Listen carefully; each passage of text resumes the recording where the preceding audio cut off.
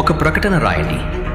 ఇశ్రాయేలు గోత్రాల ప్రధానులను 1000 మందికి 100 మందికి అధిపతులైన సేనాధిపతులను, న్యాయాధిపతులను, యాజకులను, లేవీయులను, సైన్యాధికారులను, ప్రజల పెద్దలను వీరందరినీ గిబియోనులోని గొప్ప ఎత్తైన స్థలానికి ఇశ్రాయేలు దేవుడైన యెహోవాను ఆరాధించుటకు సమకూరమని పిలవండి. అందరూ వెళ్ళి చాటింపు వేయండి.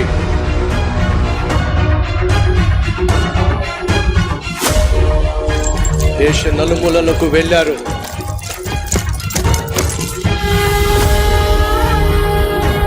ఊరారు. సొలొమోను రాజు ఆజ్ఞ ప్రకారం యాజకులను, లేవీయులను, శతాధిపతులను, ఇశ్రాయేలు పెద్దలను, గోత్రాధిపతులను, 100 మంది పైన 1000 మంది పైన అధిపతులను, పెద్దలను గిబ్యోనులోని మహా ఎత్తైన స్థలమునకు సమకూరమని రాజైన సొలొమోను ఆజ్ఞాపించుచున్నాడవో. ఇశ్రాయేలు నలుమూలల నుండి ప్రజలు గిబియోను పర్వతము యొద్దకు బయలుదేరారు.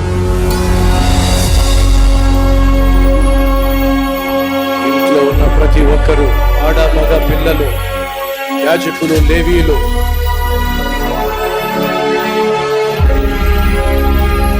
పెద్దలు, చిన్నలు, సైన్యాధిపతులు, సేనాధిపతులు, సామాన్యులు ఉత్సాహముతో, సంతోషముతో ఎడారిలో ఉన్నటువంటి గిబియోన్ అనే పర్వతం దగ్గరకు వస్తున్నారు. చూడండి,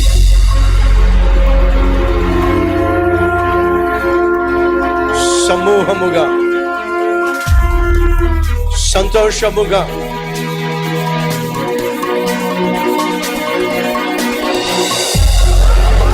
మహా సంగ్రామముగా ఎలా వచ్చి చేరుకున్నారో చూడండి.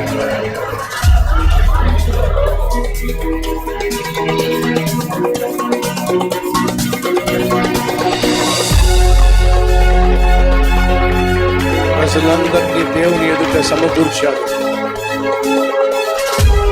దేవుని సన్నిధికి వస్తున్నప్పుడు చెప్పులు తీసి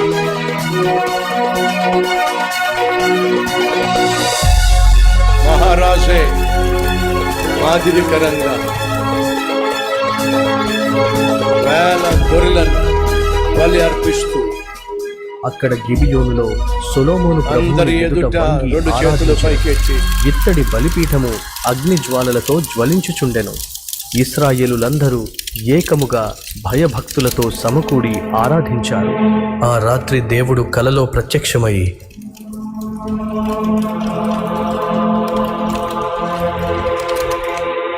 నీకు ఏమి కావాలో అడుగు. ప్రభువా, నీవు నన్ను నా తండ్రి దావీదు స్థానంలో రాజుగా చేశావు. నేను బాలుడి వలనే ఉన్నాను. నీ ప్రజలను నడిపించుటకు జ్ఞానం, మంచి చెడులను గ్రహించే వివేకము దయచేయుము. సొలొమోను మాటకు సంతోషించిన దేవుడు అతనికి గొప్ప జ్ఞానము, ధనము, కీర్తి అనుగ్రహించాడు. ఫ్రెండ్స్,